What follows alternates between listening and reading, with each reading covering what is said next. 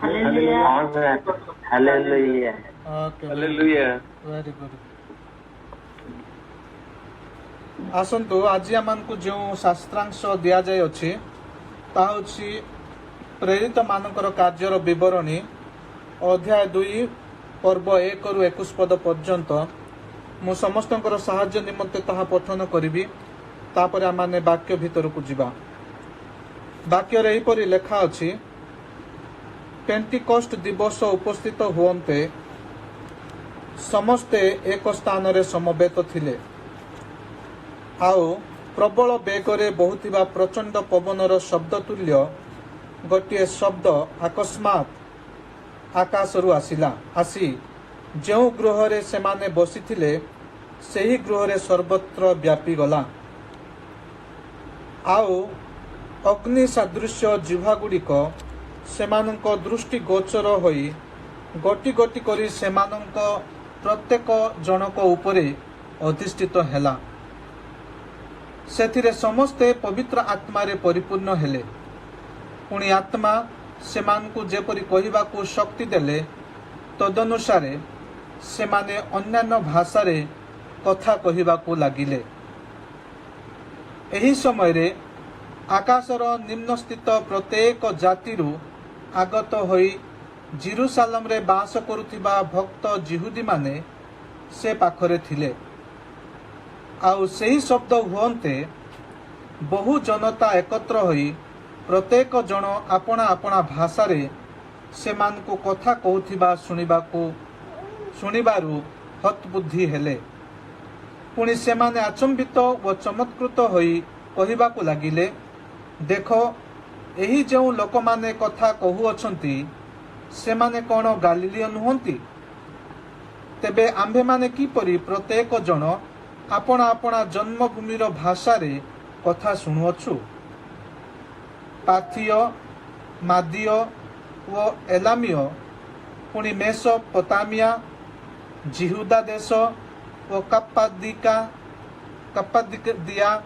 पंत व आसिया फ्रुगिया व फम्पुलिया मिसर व कुरिनी निकटवर्ती लिबिया अंचल निवासी एवं रोम रु आगत जिहुदी व जिहुदी धर्मावलंबी प्रवासी पुणी क्रीतीय व आरबीय लोक जे आम्भे माने आपण आपणा भाषा रे ए सबु ईश्वरक महत महत कर्म कथा कहिबा शुणुअछु।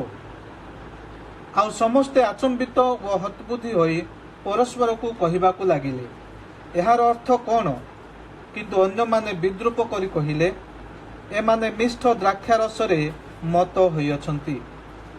किंतु पितर एकादशंक सहित ठिया होई उच्च स्वर रे सेमानक निकट रे वक्तृता करी कहिले हे जिहुदी लोक व जेरुसालेम निवासी समस्ते आपण माने एहा ज्ञात हुअन्तु व मोहर कथा कर्णपात करंतु कारण आपण माने जेपरि मने करूअछंती एमाने सेपरि माताल नुहंती जेणु वर्तमान समय सकाळ 9 घंटा मात्र किंतु जोएल भाववादी द्वारा जहाँ उक्त अछि ए सही घटना ईश्वर कहंती शेष काल रे एपरि घटिबो जे आम्भे समस्त मर्त्य उपरे आपणा आत्मा वृष्टि करिबा सेथिरे तुम्भमानंकर पुत्र कन्या माने भाववाणी कहिबे आउ तुम्भमानंकर युवा माने दर्शन पाइबे तुम्भमानंकर प्राचीन माने स्वप्न देखिबे। हाँ सही काल रे आम्भे निज दास दासी मानंक उपरे आपणा आत्मा वृष्टि करिबा सेथिरे से माने भाववाणी कहिबे। आम्भे ऊर्ध्वस्थ आकाश रे नाना अद्भुत कर्म पुणी अधस्थ पृथ्वी रे नाना लक्षण रक्त अग्नि व निबिड़ धूम देखाइबा प्रभुंकर महत व प्रसिद्ध दिनर आगमन पूर्व रे सूर्य अंधकारमय व चंद्र रक्तमय होइजिब आउ एपरि घटिब जे कहीं प्रभुंक नाम रे प्रार्थना करिब से परित्राण पाइब। प्रभु ए पठित वाक्य रे पुणी श्रवण रे आमानकु प्रत्येक आशीर्वाद करंतु। हालेलुया। मोर प्रियर मंडली आज वाक्य आम शुणा पाइलु जे आज हूँ प्रत्येक जिहुदी एवं ख्रीष्टान लोक मानक पेंटेकोस्ट पर्वर दिवस। पेंटेकोस्ट पर्व जिहुदी मानक एवं प्रत्येक ख्रीष्टियान मानक अति महान पर्व अटे। जिहुदी माने एही पर्व को शस्य अमल पर्व भावे पालन करुथिले, किंतु ख्रीष्टान माने एहाकू आत्मा अमलर पर्व बा ख्रीष्टीय मंडलीर जन्म दिवस भावे पालन करिथाए। पुरातन नियमर द्वितीय विवरणी अध्याय 16 पद संख्या 16-17 जदि आम देखा से वाक्य अनुसार पेंटेकोस्ट पर्व जिहुदी मानकर गोटे प्रधान पर्व अटे, कारण से माने एही पर्व को शस्य अमल पर्व रूपे पालन करुथिले। एही पर्व समय से माने आपणा आपणा भूमिरु एवं आपणा परिश्रमरु अमल होइथिबा शस्य एवं फल को उत्सर्ग करी सदाप्रभु को धन्यवाद देउथिले। एहाकू धन्यवादर पर्व बा thanksgiving festival of thanksgiving मध्य कहा जाउथिला। पेंटेकोस्ट अर्थ हैला 50तम बा 50तम दिवस, कारण एही पर्व को पेंटेकोस्ट पर्व को जिहुदी माने निस्तार पर्वर 50 दिन परे पालन करुथिले। जीशु ख्रीष्ट को निस्तार पर्व समय रे क्रूसरे हत्या करा जायथिला। तांकर पुनरुत्थान 40 दिन परे प्रभु जीशु ख्रीष्ट स्व शरीर रे स्वर्ग को आरोहण कले। तांकर पुनरुत्थान 50 दिन बा स्वर्ग को आरोहण करिवार 10 दिन पर पेंटेकोस्ट दिन थिला, जहा कि पेंटेकोस्ट पर्व पड़ुथिला। जिहुदी माने पेंटेकोस्ट पर्व बा तांकर प्रथम शस्य अमलर पर्व पालन करिबा पई जेरुसालेमर निकटवर्ती बा आखपाखरे थिबा देश गुड़ाक सेठारे एकत्र हेउथिले। जेरुसालेमर आखपाखरे थिबा अनेक देशरू अनेक भाषावादीर जिहुदी माने एही पर्व पालन करिबाकू आसीथिले। ख्रीष्टियान मानक पई पेंटेकोस्ट होची प्रथम आत्मा अमलर दिवस अटे, कारण एही दिन ख्रीष्टियान मंडलीर जन्म होइथिला। एहा पूर्वरु सब किछि जिहुदी धर्मर थिला। एही पेंटेकोस्ट दिन पितर पवित्र आत्मांकर शक्ति रे पवित्र आत्मांकर अभिषेक रे अनॉइंटमेंट रे परिपूर्ण होई प्रथम थर पई सुसमाचार प्रचार करिथिले एवं तांकर प्रचार सुनी प्राय 3000 लोक ख्रीष्टन को विश्वास कले एवं ख्रीष्टन को ग्रहण कले। तेणु एही दिन ख्रीष्टान मंडली जीवन रे प्रथम थर 3000 आत्मा अमल होइथिला। एही 3000 आत्मा जो माने जीशु ख्रीष्टन को विश्वास कले से माने जेरुसालेमर आखपाख अनेक देशरू शस्य अमल पर्व बा पेंटेकोस्ट पर्व पालन करबाकू जिहुदी माने आसीथिले। से माने जिहुदी भावरे आसीथिले सत, किंतु ख्रीष्टान होई से माने फेरी जाइथिले। एही ठारू ख्रीष्टान मंडलीर जन्म होइथिला बा ख्रीष्टान मंडली आरंभ होइथिला।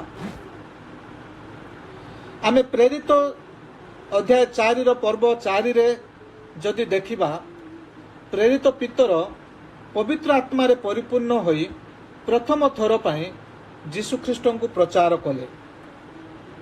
ए हेउछंती सही पितर जिए 53 दिन तले बा 53 डेज पूर्व रे से जड़े अलग प्रकार पितर थिले। से जीशु ख्रीष्टन को जानी नहीं बोली कहिथिले। ए होउछंती सेही पितर जीशु ख्रीष्टन विषय रे प्रकाश करबाकू तांको पाखरे कौनसी शब्द नथिला। जेतेबेले ଜଣେ ବ୍ୟକ୍ତି ତାଙ୍କୁ ପଚାରିଲେ ତୁମେ ଯୀଶୁଖ୍ରୀଷ୍ଟଙ୍କର ଶିଷ୍ୟ ନୁହଁ କି ବୋଲି। ଏ ହେଉଛନ୍ତି ସେହି ପିତର ଯେ ଯୀଶୁଖ୍ରୀଷ୍ଟଙ୍କୁ ତିନି ଥର ଅସ୍ୱୀକାର କରିଥିଲା। ଯୀଶୁଖ୍ରୀଷ୍ଟଙ୍କୁ ଯେମିତି ହତ୍ୟା କରିଛନ୍ତି କାଳେ ମୋତେ ମଧ୍ୟ ସେମିତି ହତ୍ୟା କରିବେ ଭୟରେ 50 ଦିନ ପର୍ଯ୍ୟନ୍ତ ଲୁଚି ରହିଥିବା ସେ ହେଉଛନ୍ତି ସେହି ପିତର। କିନ୍ତୁ ପେଣ୍ଟେକଷ୍ଟ ଦିବସରେ ଯେଉଁ ଲୋକମାନଙ୍କୁ ସେ ଭୟ କରୁଥିଲେ ସେହି ଲୋକମାନଙ୍କ ସମ୍ମୁଖରେ ଠିଆ ହୋଇ ଅପୂର୍ବ ସାହସରେ ଖ୍ରୀଷ୍ଟଙ୍କୁ ସେ ଘୋଷଣା କଲେ। ଯେଉଁ ଲୋକମାନେ ଯୀଶୁଖ୍ରୀଷ୍ଟଙ୍କୁ ପିଲାତର ନିକଟରେ ବିଚାର କରିବା ସମୟରେ ତାଙ୍କୁ କ୍ରୁଶରେ ଚଢ଼ାଯାଉ ବୋଲି ଦାବି କରୁଥିଲେ ସେହି ଲୋକମାନଙ୍କ ସମ୍ମୁଖରେ ଠିଆ ହୋଇ ଆଜି ନମ୍ର କିନ୍ତୁ ନିର୍ଭୀକ ଭାବେ ଯୀଶୁଖ୍ରୀଷ୍ଟଙ୍କୁ ସେ ପ୍ରଚାର କରୁଛନ୍ତି। ପିତର କୌଣସି ସନ୍ଦେହ ନ ରଖି ସେ ଘୋଷଣା କରି କହୁଛନ୍ତି ଯେଉଁ ଖ୍ରୀଷ୍ଟକୁ ତୁମେମାନେ କ୍ରୁଶରେ ହତ୍ୟା କଲ ବାସ୍ତବରେ ସେ ପରମେଶ୍ୱରଙ୍କ ପୁତ୍ର ଥିଲେ। ଟିକେ ଚିନ୍ତା କରନ୍ତୁ ପିତର କେମିତି ଜଣେ ଭୟାଳୁ ବ୍ୟକ୍ତିରୁ ନିର୍ଭୟ ବ୍ୟକ୍ତି ଏବଂ କାପୁରୁଷରୁ ନିର୍ଭୀକ ହୋଇପାରିଲେ। କେମିତି ସେ ଜଣେ ତିରସ୍କାରୀ ଠାରୁ ବାହାରି ଆତ୍ମରକ୍ଷକ ହୋଇପାରିଲେ।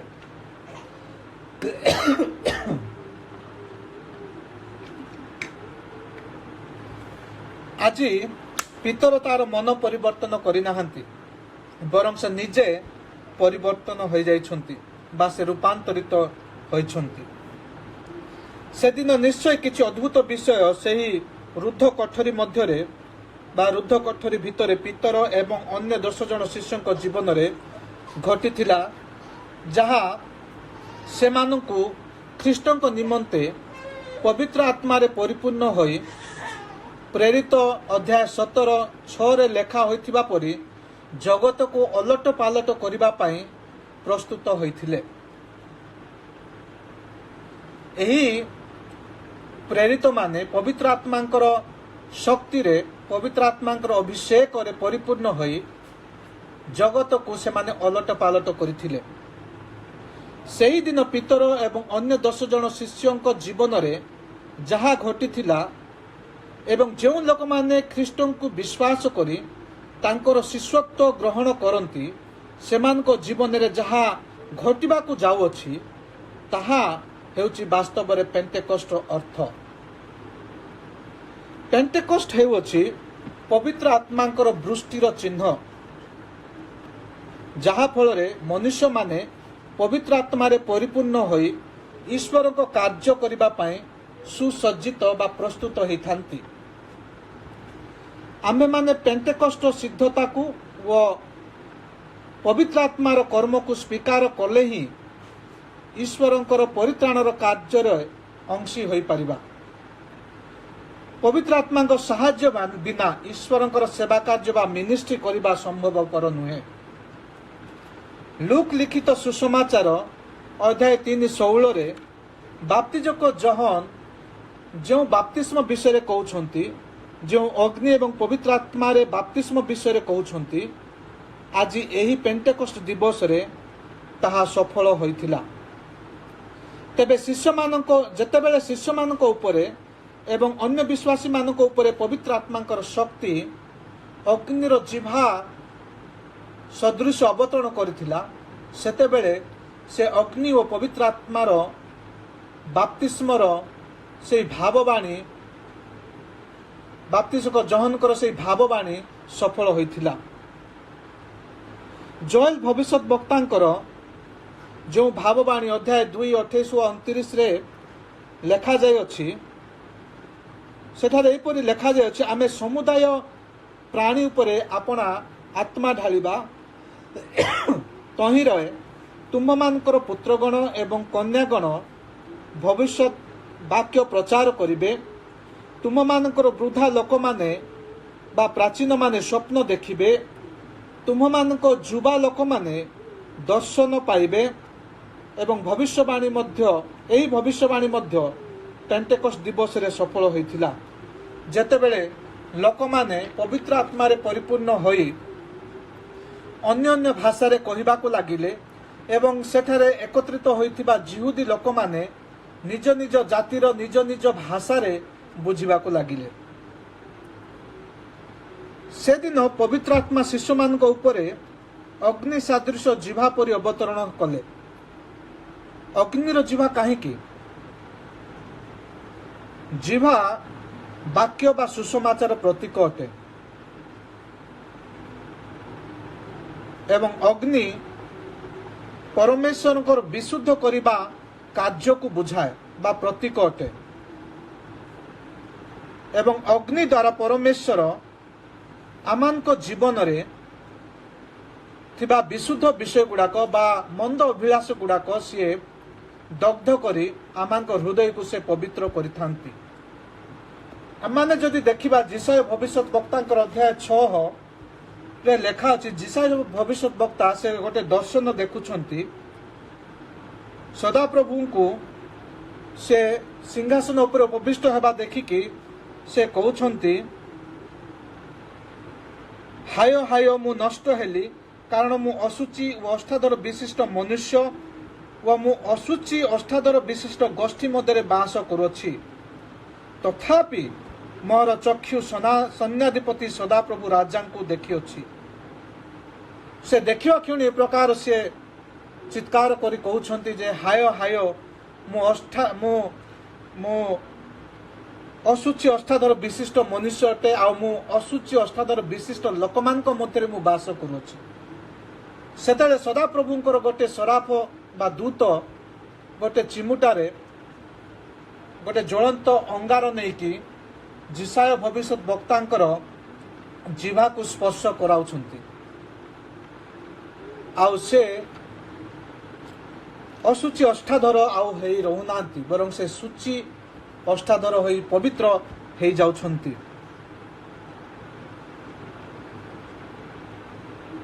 ପରମେଶ୍ୱର ଅଗ୍ନି ମାଧ୍ୟମରେ ପବିତ୍ର ଆତ୍ମାଙ୍କର ଅଗ୍ନି ରୂପକ ଶକ୍ତିରେ ଆମମାନଙ୍କ ଜୀବନରେ ଥିବା ଜାଗତିକ ଅଭିଳାଷକୁ ଦଗ୍ଧ କରି ଆମମାନଙ୍କ ହୃଦୟକୁ ଅଗ୍ନି ପରି ପବିତ୍ର କରିଥାନ୍ତି, ଯାହାଫଳରେ ଆମମାନେ ଅନ୍ୟମାନଙ୍କ ଜୀବନରେ ଜ୍ୟୋତି ଆଣିଦେଇ ପାରୁ। ପରମେଶ୍ୱରଙ୍କର ଅଗ୍ନିରେ ପବିତ୍ରତା ନ ପାଇଲେ ଆମେମାନେ କେବେ ବି ଜଗତରେ ଜ୍ୟୋତି ହୋଇପାରିବା ନାହିଁ ଏବଂ ଅନ୍ୟମାନଙ୍କ ଜୀବନରେ ଜ୍ୟୋତି ଆଣିପାରିବା ନାହିଁ।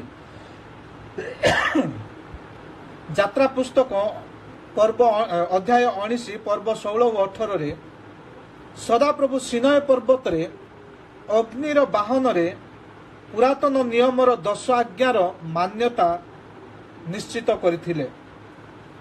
ପୁଣି ଆଜି ପେଣ୍ଟେକଷ୍ଟ ଦିବସରେ ପବିତ୍ର ଆତ୍ମାଙ୍କର କାର୍ଯ୍ୟକୁ ଅଗ୍ନିର ଜିହ୍ବା ପଠାଇ ନିଶ୍ଚିତ କଲେ। ପୁରାତନ କାଳରେ 10 ଆଜ୍ଞା ସେମାନଙ୍କର ସହାୟକ ହୋଇ ସେମାନଙ୍କୁ ପରିଚାଳନା କଲା, ସେମାନଙ୍କୁ ଶିକ୍ଷା ଦେଲା, କିନ୍ତୁ ନୂତନ ନିୟମର କାଳରେ ପବିତ୍ର ଆତ୍ମା ନିଜେ ଆମମାନଙ୍କର ସଙ୍ଗରେ ରହିକି ଆମମାନଙ୍କର ସହାୟକ ହେଇକି ଆମମାନଙ୍କୁ ପରିଚାଳନା କରିଥାଏ। ସେଦିନ ସିୟନ ପର୍ବତରେ ଅଗ୍ନି କେବଳ ଗୋଟିଏ ସ୍ଥାନରେ ଅବତରଣ କରିଥିଲା, କିନ୍ତୁ ପେଣ୍ଟେକଷ୍ଟ ଦିବସରେ ଅଗ୍ନି ଅନେକ ବିଶ୍ୱାସୀ ଯେଉଁମାନେ ଯୀଶୁଖ୍ରୀଷ୍ଟଙ୍କ ଠାରେ ବିଶ୍ୱାସ କରନ୍ତି ସେମାନଙ୍କ ଉପରେ ପବିତ୍ର ଆତ୍ମା ଅବତରଣ କରିଥିଲା। ପରମେଶ୍ୱର ସେହି ରୁଦ୍ଧ କୋଠରୀ ଭିତରେ ଥିବା ଲୋକମାନଙ୍କୁ ଆପଣା ଉପସ୍ଥିତି ଏକ ଦର୍ଶନୀୟ ଭବ୍ୟରେ ଦର୍ଶାଇଥିଲେ। ଆମେ ଶୁଣିଲୁ ପ୍ରଚଣ୍ଡ ବେଗରେ ବହୁଥିବା ପବନର ଶବ୍ଦ, ଅଗ୍ନି ଏବଂ ପବିତ୍ର ଆତ୍ମାଙ୍କର ଉପସ୍ଥିତି ମାଧ୍ୟମରେ ସଦାପ୍ରଭୁ ତାଙ୍କର ଉପସ୍ଥିତିକୁ ସେଠାରେ ଜଣାଇଲେ। ଆପଣମାନେ ମଧ୍ୟ ଚାହୁଁଛନ୍ତି କି ପରମେଶ୍ୱର ଆପଣମାନଙ୍କୁ ସେହିପରି ଦର୍ଶନୀୟ ଭବ୍ୟରେ ଆପଣମାନଙ୍କୁ ପ୍ରକାଶ କରନ୍ତୁ? ଆପଣମାନଙ୍କ ଜୀବନରେ ମଧ୍ୟ ନିଶ୍ଚୟ ପରମେଶ୍ୱର ତାହା କରିପାରିବେ। କାରଣ ଆମେ ଦେଖିପାରୁଛୁ ପ୍ରଥମ ରାଜାବଳୀ ଅଧ୍ୟାୟ 19 ପଦ 10-13 ପରମେଶ୍ୱର ଏଲାଇଜାଙ୍କୁ ଦର୍ଶନୀୟ ଭାବରେ ପ୍ରକାଶ କଲେ। ଏଲାଇଜା ପରମେଶ୍ୱର ଠାରୁ ବାକ୍ୟ ଅନୁରୋଧ କରୁଥିଲେ। ତେଣୁ ପରମେଶ୍ୱର କ'ଣ କଲେ ନା ପ୍ରଥମେ ପ୍ରଚଣ୍ଡ ପବନ ପଠେଇଲେ, ତାପରେ ଭୂମିକମ୍ପ ପଠେଇଲେ, ପୁଣି ତାପରେ ଅଗ୍ନି ପଠାଇଲେ ଏବଂ ଶେଷରେ ପରମେଶ୍ୱରଙ୍କର ବାକ୍ୟ ଅତି ମୃଦୁଶୀଳ ଭାବେ ନିମ୍ନ ସ୍ୱରରେ ଉପସ୍ଥିତ ହେଲା। ପରମେଶ୍ୱର ଆମମାନଙ୍କ ଜୀବନରେ ମଧ୍ୟ ନାଟକୀୟ ପଦ୍ଧତିରେ ନିଜକୁ ପ୍ରକାଶ କରିପାରନ୍ତି କିମ୍ବା ମୃଦୁଶୀଳ ଭାବରେ ନିମ୍ନ ସ୍ୱରରେ କଥା କହିପାରନ୍ତି, କିନ୍ତୁ ଆମମାନେ ଧୈର୍ଯ୍ୟର ସହ ଅପେକ୍ଷା କରିବାର ଆବଶ୍ୟକ ରହିଅଛି। ପେଣ୍ଟେକଷ୍ଟ ଦିବସରେ ଯେଉଁମାନଙ୍କ ଉପରେ ପବିତ୍ର ଆତ୍ମା ଅବତରଣ କଲା, ସେମାନେ ବିଭିନ୍ନ ଭାଷାରେ କଥାବାର୍ତ୍ତା କରିବାକୁ ଲାଗିଲେ। ଜେରୁସାଲେମ ଆଖପାଖ ଦେଶରୁ ଅନେକ ଜିହୁଦୀମାନେ ଯେଉଁ ପେଣ୍ଟେକଷ୍ଟ ପର୍ବ ବା ଶସ୍ୟ ଅମଳର ପର୍ବ ପାଳନ କରିବାକୁ ଏକତ୍ର ହୋଇଥିଲେ, ଆଉ ପରମେଶ୍ୱର ନିଜକୁ ଏହି ଆଶ୍ଚର୍ଯ୍ୟ କର୍ମ ଦ୍ୱାରା ଆନ୍ତର୍ଜାତିକ ଭାବେ ପ୍ରକାଶ କଲେ। କାରଣ ସେଠାରେ ବିଭିନ୍ନ ଦେଶରୁ ଲୋକମାନେ ଏହି ପର୍ବ ପାଳନ କରିବାକୁ ସେଠାରେ ଆସିଥିଲେ। ବିଭିନ୍ନ ଭାଷାର ଲୋକ, ବିଭିନ୍ନ ଦେଶର ଲୋକ ସେଠାରେ ଆସିଥିଲେ। ସେମାନେ ଜିହୁଦୀମାନେ ଥିଲେ, କିନ୍ତୁ ସେମାନଙ୍କର ଭାଷା ଅଲଗା ଥିଲା। ସେମାନେ ଅନ୍ୟାନ୍ୟ ଦେଶରୁ, ଅନ୍ୟାନ୍ୟ ସ୍ଥାନରୁ ଏଠାକୁ ଆସିଥିଲେ। ତେଣୁ ସଦାପ୍ରଭୁ ପରମେଶ୍ୱର ଏହି ପେଣ୍ଟେକଷ୍ଟ ଦିବସରେ ପବିତ୍ର ଆତ୍ମାଙ୍କର ସେ ଅଭିଷେକ ଦେଇକି ଆଶ୍ଚର୍ଯ୍ୟ କର୍ମ କଲେ। ପୁଣି ସେ ଆନ୍ତର୍ଜାତିକ ଭାବରେ, ଇଣ୍ଟରନ୍ୟାସନାଲ ଲେଭେଲରେ, ୱାର୍ଲଡ ୱାଇଡ ଭାବରେ ସେ କ'ଣ କଲେ ନା ନିଜର ଉପସ୍ଥିତିକୁ, ନିଜର ଆଶ୍ଚର୍ଯ୍ୟ କର୍ମକୁ ସେ ପ୍ରକାଶ କଲେ। ପ୍ରତ୍ୟେକ ଦେଶରୁ ଲୋକମାନେ ନିଜ ନିଜ ଭାଷାରେ ପ୍ରେରିତମାନଙ୍କର କଥା ଗୁଡ଼ିକୁ ବୁଝିପାରିଲେ। ଏହା ଦେଖି ସେମାନେ ଆଶ୍ଚର୍ଯ୍ୟ ହେଲେ। ସେମାନେ ଆହୁରି ଅଧିକ ଆଶ୍ଚର୍ଯ୍ୟ ହେଲେ ଯେତେବେଳେ ପବିତ୍ର ଆତ୍ମାଙ୍କର ଶକ୍ତି ଏବଂ ଉପସ୍ଥିତିକୁ ସେମାନେ ଅନୁଭବ କଲେ। ପ୍ରେରିତମାନେ ଏବଂ ଅନ୍ୟ ବିଶ୍ୱାସୀମାନେ ପବିତ୍ର ଆତ୍ମାରେ ପରିପୂର୍ଣ୍ଣ ହେଲା ପରେ ସେମାନେ ଯେଉଁ ସ୍ଥାନକୁ ଗଲେ, ସେହି ସ୍ଥାନରେ ମଣ୍ଡଳୀ ସ୍ଥାପନ କରିବାକୁ ଆରମ୍ଭ କଲେ। ଆମେମାନେ ଅନେକ ସମୟରେ ପେଣ୍ଟେକଷ୍ଟର ଅର୍ଥକୁ ଏବଂ ତାର ବାସ୍ତବତାକୁ ବୁଝିବାରେ ବିଫଳ ହୋଇଥାଉ। ଗୋଟିଏ ଉତ୍ତମ ଖ୍ରୀଷ୍ଟିଆନ ଭାବେ ପେଣ୍ଟେକଷ୍ଟର ବାସ୍ତବତାକୁ ବୁଝିବା ନିହାତି ଆବଶ୍ୟକ। ପେଣ୍ଟେକଷ୍ଟ ଦିବସ ହେଉଛି ଆମର ଶିଷ୍ୟତ୍ୱତାରୁ ନେତୃତ୍ୱତାକୁ ଆଡ଼କୁ ଯିବାର ଦିନ ଅଟେ। ଏହି ଦିନ ଆମେ ଶିଷ୍ୟତା ଠାରୁ ଆମେ ନେତୃତ୍ୱ ଆଡ଼କୁ ପରିବର୍ତ୍ତନ ହେଇଥାଉ। ଏହି ଦିନ ଠାରୁ ଆମେ ପରମେଶ୍ୱରଙ୍କର କାର୍ଯ୍ୟ କରିବା ପାଇଁ ନେତୃତ୍ୱ ନେଇଥାଉ। ଏହି ଦିନ ଯୀଶୁଖ୍ରୀଷ୍ଟ ପରିତ୍ରାଣର କାର୍ଯ୍ୟଭାର, ମନୁଷ୍ୟ ଜାତିର ପରିତ୍ରାଣର କାର୍ଯ୍ୟଭାର ନିଜର ଶିଷ୍ୟମାନଙ୍କୁ ଏବଂ ଅନ୍ୟମାନଙ୍କୁ ସମସ୍ତଙ୍କୁ, ଯେଉଁମାନେ ତାଙ୍କଠାରେ ବିଶ୍ୱାସ କରନ୍ତି, ସେମାନଙ୍କୁ ଆନୁଷ୍ଠାନିକ ଭାବରେ ସେହି ପରିତ୍ରାଣର କାର୍ଯ୍ୟଭାର ସେ ହସ୍ତାନ୍ତର କରୁଛନ୍ତି। ଏହି ଦିନଠାରୁ ପରମେଶ୍ୱରଙ୍କର ପରିତ୍ରାଣର କାର୍ଯ୍ୟରେ ଆମ୍ଭେମାନେ ଅଂଶୀ ହେବାର ଦିନ ଅଟେ। ତେଣୁକରି କମ୍ୟୁନିଟି ଅଫ୍ ଖ୍ରାଇଷ୍ଟ ତାର ଗୋଟିଏ ଷ୍ଟେଟମେଣ୍ଟରେ କୁହେ, Christ mission is our mission. Christ mission is our mission. ଯୀଶୁଖ୍ରୀଷ୍ଟଙ୍କର ଉଦ୍ଦେଶ୍ୟ ବା କାର୍ଯ୍ୟ ଆମର ଉଦ୍ଦେଶ୍ୟ ବା କାର୍ଯ୍ୟ ଅଟେ।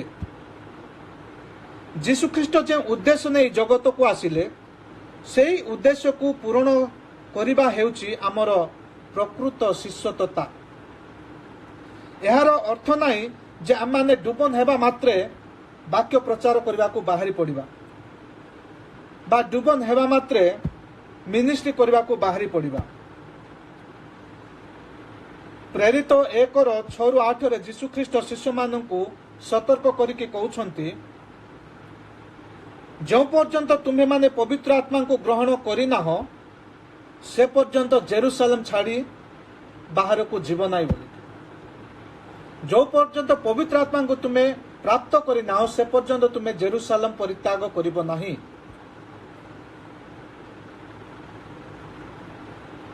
ଶିଷ୍ୟମାନେ 3 ବର୍ଷ ଧରି ଯୀଶୁଖ୍ରୀଷ୍ଟଙ୍କ ସଙ୍ଗରେ ଥାଇ ଯାହା ଦେଖିଲେ, ଶୁଣିଲେ ଏବଂ ଶିଖିଲେ ତାହା ଯଥେଷ୍ଟ ନଥିଲା। ତେଣୁକରି ଯୀଶୁଖ୍ରୀଷ୍ଟ ଜାଣିଥିଲେ ଏହା ଯଥେଷ୍ଟ ନୁହେଁ। ତେଣୁ ସେ ନିଜର ଶିଷ୍ୟମାନଙ୍କୁ ସେ ଆଜ୍ଞା ଦେଇ କହିଥିଲେ ଯେ ତୁମେ ଯେଉଁ ପର୍ଯ୍ୟନ୍ତ ପବିତ୍ର ଆତ୍ମାଙ୍କୁ ପ୍ରାପ୍ତ ହୋଇନାହ, ସେ ପର୍ଯ୍ୟନ୍ତ ତୁମେ ଜେରୁସାଲେମ ସହର ଛାଡ଼ି ଯିବ ନାହିଁ। କାରଣ ପବିତ୍ର ଆତ୍ମାଙ୍କର ସ୍ପର୍ଶ ବିନା ମିନିଷ୍ଟ୍ରି କରିବା ଅସମ୍ଭବ ଅଟେ। ତେଣୁ ସେ ଶିଷ୍ୟମାନଙ୍କୁ ଅପେକ୍ଷା କରି ରହିବା ପାଇଁ କହିଲେ। ସେ ସେମାନଙ୍କୁ ପବିତ୍ର ଆତ୍ମାର ଶକ୍ତିକୁ, ତାଙ୍କର ଅଭିଷେକକୁ ଏବଂ ତାଙ୍କର ଉପସ୍ଥିତିକୁ ଅପେକ୍ଷା କରିବା ପାଇଁ କହିଲେ। ଯେତେବେଳେ ସେମାନେ ପବିତ୍ର ଆତ୍ମାଙ୍କୁ ପ୍ରାପ୍ତ କରିବେ, ସେତେବେଳେ ସେମାନେ ଈଶ୍ୱରଙ୍କର କାର୍ଯ୍ୟ କରିପାରିବେ। ଯେଉଁ ପର୍ଯ୍ୟନ୍ତ ସେମାନେ ପବିତ୍ର ଆତ୍ମାଙ୍କୁ ପ୍ରାପ୍ତ କରିନାହାନ୍ତି, ସେ ପର୍ଯ୍ୟନ୍ତ ସେମାନଙ୍କୁ ଏହିପରି ଅପେକ୍ଷାରେ ରହିବାକୁ ପଡ଼ିବ।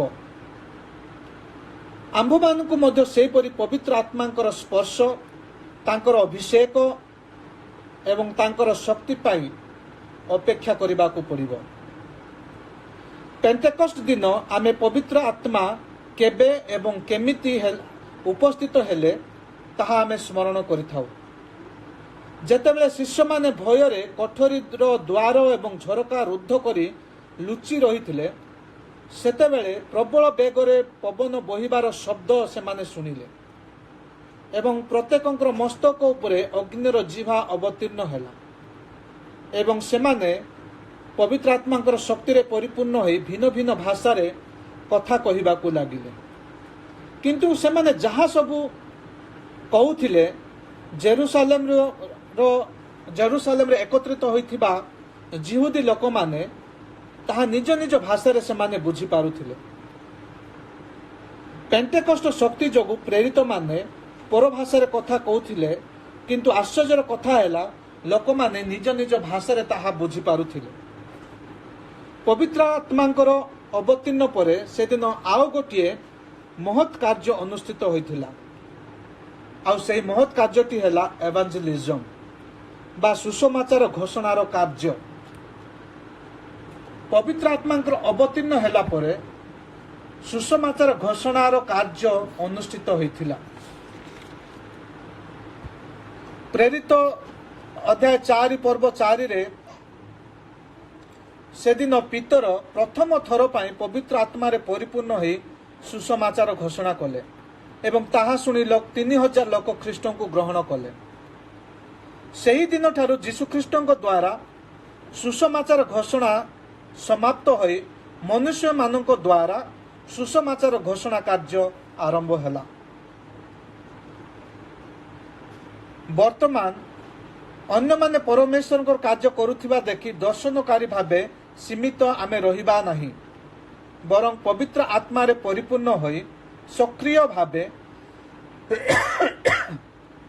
ପରମେଶ୍ୱରଙ୍କର ମୁକ୍ତି ଏବଂ ପରିତ୍ରାଣର ବାକ୍ୟ ଘୋଷଣା କରିବାକୁ ଆମମାନେ ସମସ୍ତେ ଆହ୍ୱାନ ପାଇଅଛୁ।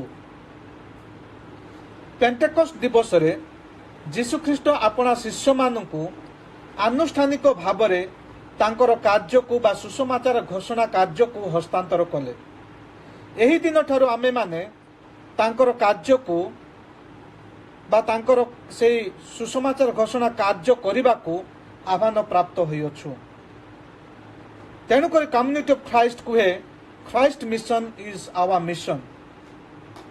ଯୀଶୁଖ୍ରୀଷ୍ଟଙ୍କର ଉଦ୍ଦେଶ୍ୟ ବା ଲକ୍ଷ୍ୟ ଆମମାନଙ୍କର ଉଦ୍ଦେଶ୍ୟ ବା ଲକ୍ଷ୍ୟ। ପେଣ୍ଟେକଷ୍ଟ ଦିବସରେ ପରମେଶ୍ୱର ସୁସମାଚାର ଘୋଷଣା କାର୍ଯ୍ୟ କେଉଁ ପ୍ରକାର ପୃଥିବୀରେ ହେବ ତାହା ସେ ନିଶ୍ଚିତ କଲେ।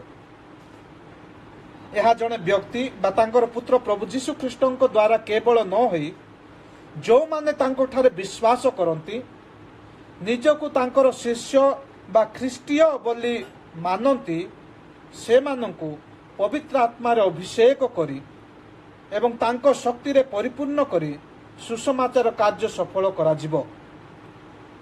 ବର୍ତ୍ତମାନ ତାଙ୍କର ଶିଷ୍ୟମାନେ ଦର୍ଶନକାରୀ ଭାବରେ ନାହାନ୍ତି ବା ଶିଷ୍ୟ ଭାବରେ ଖାଲି ଶିକ୍ଷା ଲାଭ କରିବାର ସମୟ ବର୍ତ୍ତମାନ ନାହିଁ, ବରଂ ଶିଷ୍ୟମାନଙ୍କର ବର୍ତ୍ତମାନ ସମୟ ହେଉଛି ଯୀଶୁଖ୍ରୀଷ୍ଟଙ୍କର ସେହି କାର୍ଯ୍ୟକୁ ବା ସେହି ସୁସମାଚାର ଘୋଷଣା କାର୍ଯ୍ୟକୁ ଆଗକୁ ବଢ଼ାଇବାର ସମୟ। ଏଣୁ ପେଣ୍ଟେକଷ୍ଟ ଦିବସ ପରେ ଶିଷ୍ୟମାନେ ଦର୍ଶନକାରୀ ନ ହୋଇ ବରଂ ଈଶ୍ୱରଙ୍କର କାର୍ଯ୍ୟକାରୀ ହେଲେ ବା ଈଶ୍ୱରଙ୍କର ସୁସମାଚାର ଘୋଷଣାକାରୀ ହେଲେ। ଖ୍ରୀଷ୍ଟ ଧର୍ମ କୌଣସି ଜାତି ବା ଗୋଷ୍ଠୀ ମଧ୍ୟରେ ସୀମିତ ନାହିଁ। ଯୀଶୁଖ୍ରୀଷ୍ଟ ପ୍ରତ୍ୟେକ ଜାତିର ଲୋକମାନଙ୍କୁ ପରିତ୍ରାଣ ପ୍ରଦାନ କରନ୍ତି। ଯେଉଁମାନେ ଜେରୁସାଲେମକୁ ପର୍ବ ପାଳନ କରିବାକୁ ଆସିଥିଲେ ସେମାନେ ପ୍ରତ୍ୟେକ ପ୍ରେରିତମାନଙ୍କୁ ଏବଂ ଅନ୍ୟ ବିଶ୍ୱାସୀମାନଙ୍କୁ ଅନ୍ୟାନ୍ୟ ଭାଷାରେ କଥା କହିବା ଦେଖି ଆଚମ୍ବିତ ହେଲେ। ସେମାନେ ହତବୁଦ୍ଧି ହେଲେ ଏବଂ ଅନ୍ୟ ବିଶ୍ୱାସୀମାନେ ନିଜ ନିଜ ଭାଷାରେ ନ କହି ଅନ୍ୟାନ୍ୟ ଭାଷାରେ ପରଭାଷାରେ କହିବାକୁ ଲାଗୁଛନ୍ତି ତାହା ଦେଖି ସେମାନେ ଆଶ୍ଚର୍ଯ୍ୟ ହେଲେ। ପରମେଶ୍ୱର ଆପଣା ସୁସମାଚାର ପ୍ରଚାର କରିବା ପାଇଁ ସବୁ ପ୍ରକାର ଅସମ୍ଭବ କାର୍ଯ୍ୟକୁ ସମ୍ଭବ କରିଥାନ୍ତି। ସେ ଚାହାନ୍ତି ସବୁ ପ୍ରକାର ଲୋକ ତାଙ୍କର ଅନୁସରଣ କରନ୍ତୁ, ଯାହା ଫଳରେ ସବୁ ଜାତି, ସବୁ ଭାଷାବାଦୀ, ସବୁ ବର୍ଣ୍ଣର ଲୋକମାନେ ବା ସବୁ ବର୍ଣ୍ଣର ଲୋକମାନଙ୍କ ନିକଟରେ ତାଙ୍କର ସୁସମାଚାର ପହଞ୍ଚି ପାରିବ। ଆମେମାନେ କେଉଁ ଜାତି, କେଉଁ ଧର୍ମ, କେଉଁ ଭାଷାବାଦୀ ଏବଂ କେଉଁ ବର୍ଣ୍ଣର ଲୋକ ହୋଇଥାଉ ନା କାହିଁକି, ପରମେଶ୍ୱର ଆମମାନଙ୍କୁ କଥା କହିବାକୁ ଚାହାନ୍ତି। କିନ୍ତୁ ପ୍ରଶ୍ନ ହେଲା, ଆମମାନେ ପ୍ରସ୍ତୁତ ଅଛୁ କି? ଆଜିର ବାକ୍ୟର ପର୍ବ 9 ଆଉ 11ରେ ଆମେମାନେ ଦେଖିପାରୁଛୁ ଅନେକ ଦେଶ ବା ସ୍ଥାନର ନାମ ସେଠାରେ ଉଲ୍ଲେଖ ଅଛି। ଆପଣମାନେ ଜାଣନ୍ତି କି କାହିଁକି? କାରଣ ଏହିସବୁ ଦେଶରୁ ବା ସ୍ଥାନରୁ ଅନେକ ଜିହୁଦୀମାନେ ପର୍ବ ପାଳନ କରିବାକୁ ଜେରୁସାଲେମରେ ଏକତ୍ର ହୋଇଥିଲେ। ସେମାନେ ପାଲେସ୍ତିନରେ ବାସ କରୁଥିବା ଲୋକମାନେ ନଥିଲେ। ସେମାନେ ଉଲ୍ଲେଖ ହୋଇଥିବା ସବୁ ସ୍ଥାନମାନଙ୍କରୁ ବନ୍ଦିତ୍ୱରେ ଏବଂ ତାଡ଼ନାଶର ଶିକାର ହୋଇ ସେହି ସ୍ଥାନମାନଙ୍କରେ ସେମାନେ ବିକ୍ଷିପ୍ତ ହୋଇଥିବା ଜିହୁଦୀମାନେ ଥିଲେ। ହୁଏତ ଏହି ଜିହୁଦୀମାନେ ପିତରଙ୍କ ବାକ୍ୟ ଶୁଣି ମନ ପରିବର୍ତ୍ତନ କରିଥିଲେ।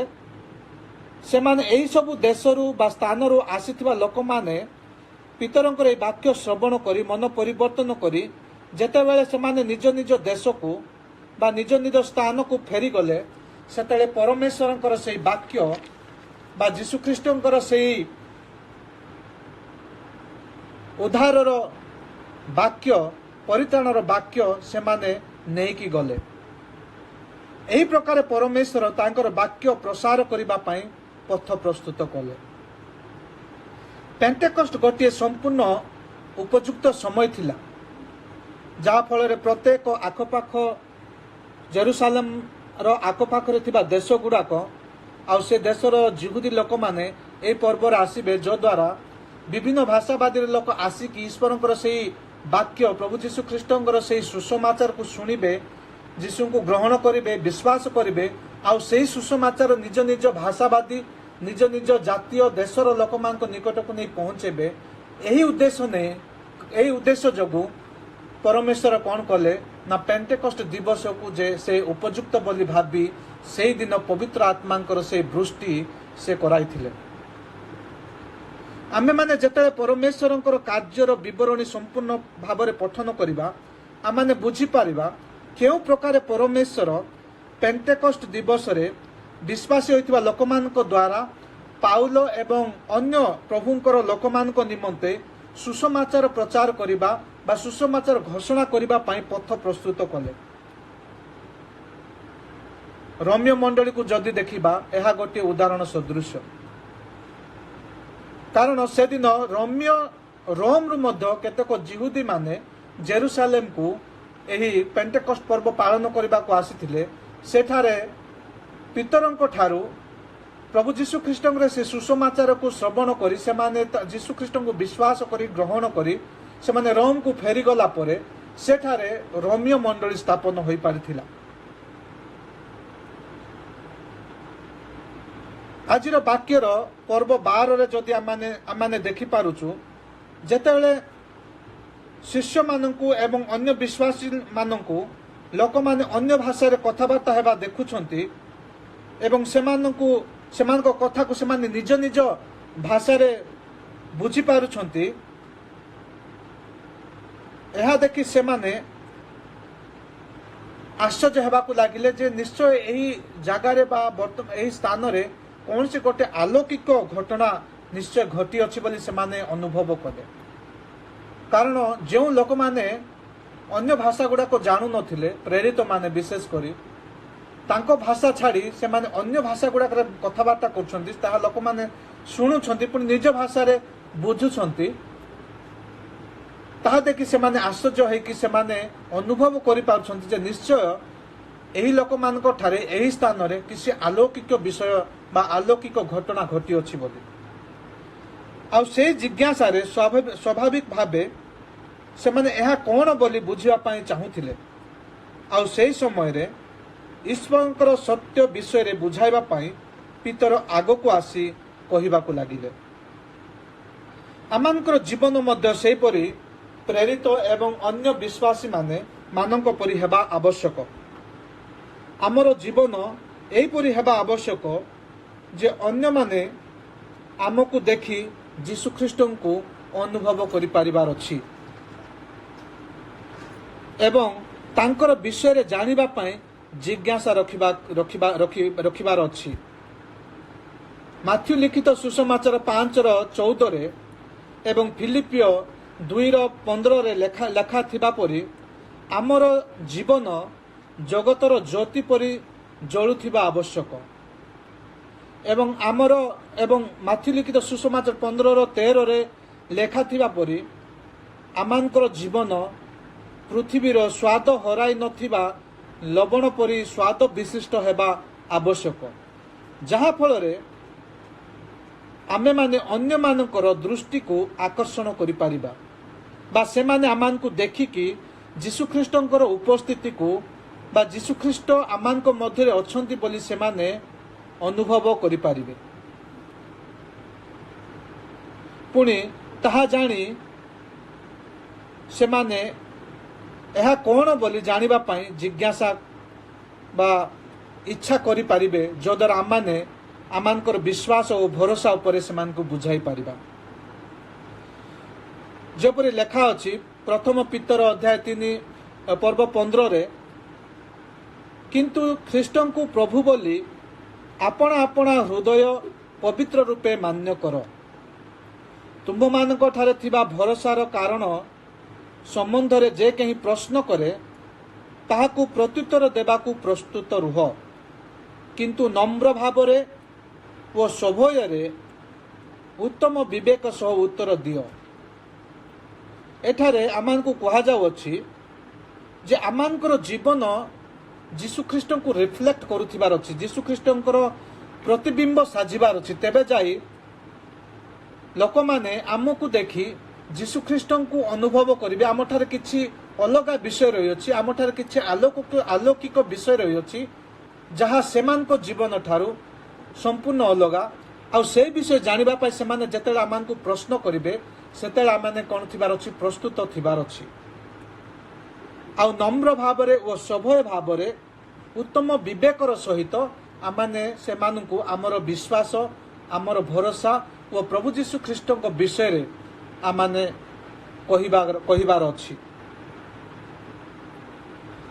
ଆଜିର ବାକ୍ୟର ପର୍ବ 14 ଆମେ ଦେଖୁଛୁ ପିତର ଲୋକମାନଙ୍କୁ ବୁଝାଇବା ପାଇଁ ଚେଷ୍ଟା କରୁଛନ୍ତି। ଯୀଶୁଖ୍ରୀଷ୍ଟଙ୍କ ସମୟରେ ଆମେ ଜାଣିଛୁ ପିତର ଜଣେ ଅସ୍ଥିର ଓ ଚଞ୍ଚଳ ଶିଷ୍ୟ ଥିଲେ। ସେ ତାହାର ସାହସ ପ୍ରଦର୍ଶନ କରିବାକୁ ଯାଇ ଦିନେ ସମୁଦ୍ରରେ ବୁଡ଼ି ଯାଉଥିଲା। ସେ ଯୀଶୁଙ୍କୁ 3 ଥର ସ୍ୱୀକାର ମଧ୍ୟ କଲା, କିନ୍ତୁ ପ୍ରଭୁ ଯୀଶୁଖ୍ରୀଷ୍ଟ ତାଙ୍କୁ କ୍ଷମା ଦେଇ ପୁନଃସ୍ଥାପନ କଲେ। ଆଜିର ବାକ୍ୟରେ ଯେଉଁ ପିତରଙ୍କୁ ଆମେ ଦେଖିବାକୁ ପାଉଛୁ ସେ ସମ୍ପୂର୍ଣ୍ଣ ଅଲଗା ପିତର ଅଟନ୍ତି। ଆଜିର ପିତର ନମ୍ର କିନ୍ତୁ ନିର୍ଭୀକ। ତାହାର ସାହସ ପବିତ୍ର ଆତ୍ମାଙ୍କ ଠାରୁ ଆସିଲା, ଯାହା ତାଙ୍କୁ ଗୋଟିଏ ଶକ୍ତିଶାଳୀ ଏବଂ ପ୍ରଭାବୀ ପ୍ରଚାରକ ଭାବେ ଗଠନ କଲା। ଅନେକ ସମୟରେ ଆମମାନେ ନିଜେ ଭାବିଥାଉ, ନିଜ ମନରେ ଭାବିଥାଉ, ମୁଁ ପରମେଶ୍ୱରଙ୍କ ବିରୁଦ୍ଧରେ ଏତେ ପାପ କରିଅଛି ଯାହା ଫଳରେ ପରମେଶ୍ୱର ମୋତେ କେବେ କ୍ଷମା କରିପାରିବେ ନାହିଁ ଏବଂ ତାଙ୍କ ରାଜ୍ୟ ନିମନ୍ତେ ମୋତେ ବ୍ୟବହାର କରିବେ ନାହିଁ। ମୁଁ ଗୋଟିଏ ଅପଦାର୍ଥ ଅଟେ।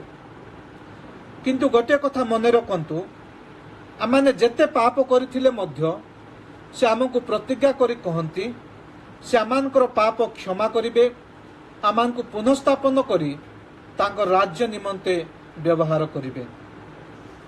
आमे माने केवल तांको कोन करिवार अछि ना हमर पाप क्षमा करी तांकर राज्य निमंते व्यवहार करिबा पई निजको समर्पण करिवार अछि। पितर लोकमान को कहउछंती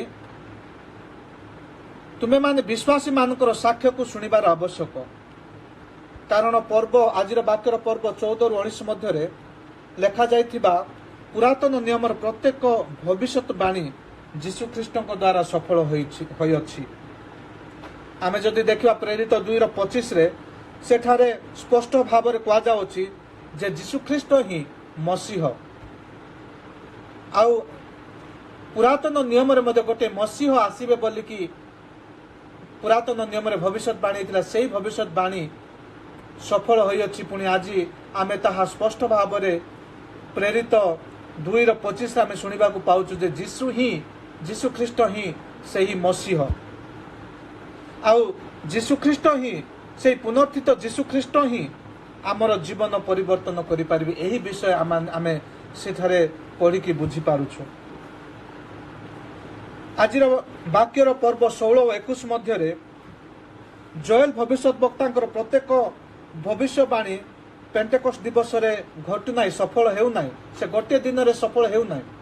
पेंटेकोस्ट दिन रे केवल लोक माने पवित्र आत्मांकर वृष्टि सेमानको पवित्र आत्मांकर वृष्टि सेठारे हेउछि। एही विषय जोएलकर भविष्यवाणी सेठारे सफल होछि किंतु आउ केतेक विषय रहिछि जहा जोएल भविष्यवक्ता से भविष्यवाणी कहछन्ति ताहा एई पेंटेकोस्ट दिवस रे घटी नाही किंतु पेंटेकोस्ट दिन ठारू जीशु ख्रीष्टंकर द्वितीय आगमन भितरे एई समस्त उल्लेख बा जोएल भविष्यवक्ता द्वारा कहा जाइथिबा भविष्यवाणी निश्चय सफल हेबाकू जाउछि। सेठारे लेखा अछि शेष काल एही शेष काल हेउछि ख्रीष्टंकर द्वितीय आगमनर दिन। एही शेष काल रे जहा घटिबाकू उल्लेख करा जाय अछि यथा ऊर्ध्वस्थ आकाश रे नाना अद्भुत कर्म अधस्थ पृथ्वी रे नाना लक्षण रक्त अग्नि व निबिड़ धूम सूर्य अंधकारमय व चंद्र रक्तमय हेबा ए सबू पेंटेकोस्ट दिवस ठारू आरंभ हेकी जीशु ख्रीष्टकर द्वितीय आगमन मध्य समस्त विषय घटिबाकू जाउछि। कारण वाक्य लेखा अछि प्रभुंकर महत् व प्रसिद्ध दिनर आगमन पूर्वे यह सबू घटिबो। तेणुक जो जोएल भविष्यवक्तांकर जो भविष्यवाणी जो ऊर्ध्वस्थ आकाश रे नाना अद्भुत कर्म घटिबो अधस्थ पृथ्वी रे विभिन्न प्रकार लक्षण देखा जिवो यथा रक्त अग्नि व निबिड़ धूम सूर्य अंधकारमय हो जिवो चंद्र रक्तमय हो जिवो ए समस्त कार्य जीशु ख्रीष्टंकर द्वितीय आगमन पूर्वरु घटिबाकू जाउछि। प्रभुंकर महत् व प्रसिद्ध दिन हेउछि तांकर द्वितीय आगमन अटे। जेते समस्त लक्षण घटिबो सेते जो माने प्रभुंक नाम रे प्रार्थना करिवे से माने परित्राण पाइबे। 21 अध्याय रे लेखा अछि ए समस्त लक्षण घटिबो सेते जो माने प्रभुंक ठारे रही बा प्रभुंक नाम रे प्रार्थना करिवे से माने परित्राण पाइबे। एही समय रे आमाने जागी रही प्रभुंक नाम रे प्रार्थना रे लागी रहिबार अछि। एही शेष काल रे बा एही शेष कालर संकट एवं परीक्षार समय रे एही संकटरु परीक्षारु रक्षा पाइबाकू हेले आमे माने निरंतर प्रार्थना रे रही जागी रहिबाकू हेबो।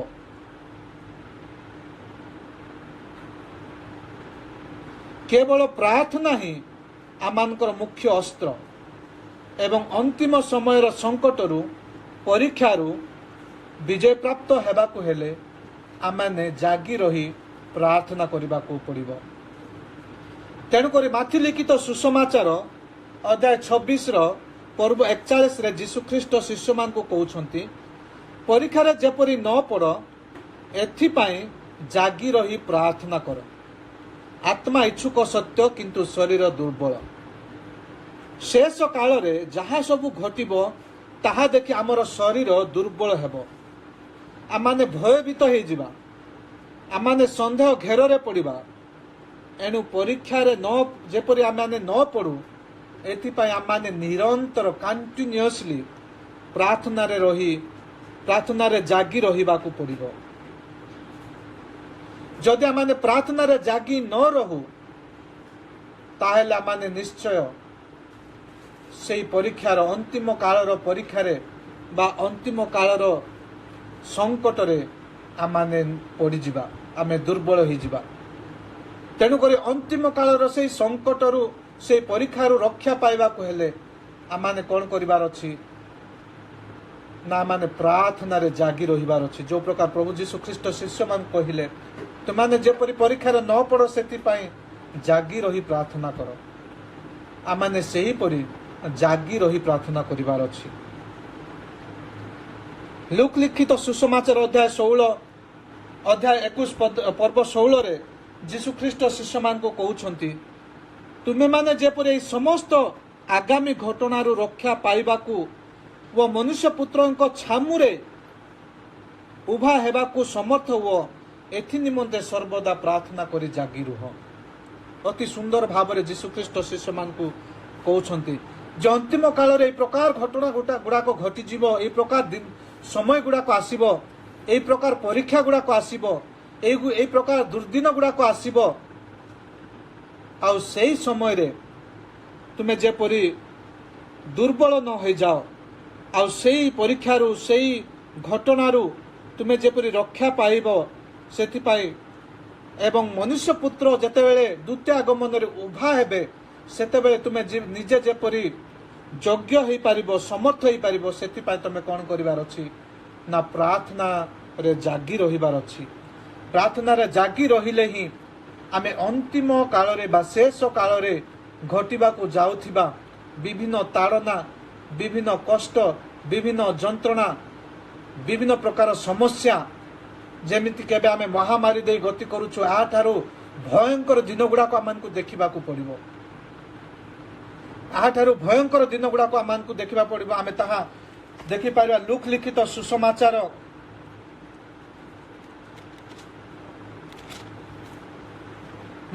सुसमाचार अध्याय 21 रु 25 रु आमे देखिबा सेठारे लेखा अछि पुनी सूर्य व चंद्र नक्षत्र माला रे लक्षण देखा जिवो। आ पृथ्वी रे ज्योति मानक मध्य रे क्लेश घटिबो। समुद्र व तरंगर तर्जन गर्जन हेतु से माने हतबुद्धि हेबे। पुनी जगत उपरे आसुथिबा घटना सब अपेक्षा करी लोके मूर्छित हेबे, कारण आकाश मंडलर शक्ति समूह विचलित हेबे। सेतेबेले लोके मनुष्य पुत्र को महापराक्रम व महामहिमा सह मेघमाला रे आगमन करिबा देखिबे। किंतु एई समस्त घटना आरंभ हेले तुमे माने ऊर्ध्व दृष्टि करी व मस्तक उत्तोलन करी जेणु तुम्भ मानकर मुक्ति सन्निकट। यार पूर्वर वाक्य गुड़ाक जदि देखा आम प्राय 21 अध्याय प्रथम पर्व देखी देखी जा सेठार विभिन्न प्रकार घटना विषय सेठारे कहुच। अंतिम काल रे जो घटना गुड़ाक घटी से विषय कहुच। जाति जाति भितर उठिब, धर्म धर्म विरोध रे उठिब, भूमिकंप हब, मरुड़ी हब, महामारी हब, अनेक दुर्दिनर दिन गुड़ाक आमको शेष काल रे देखिबाकू पड़िबो।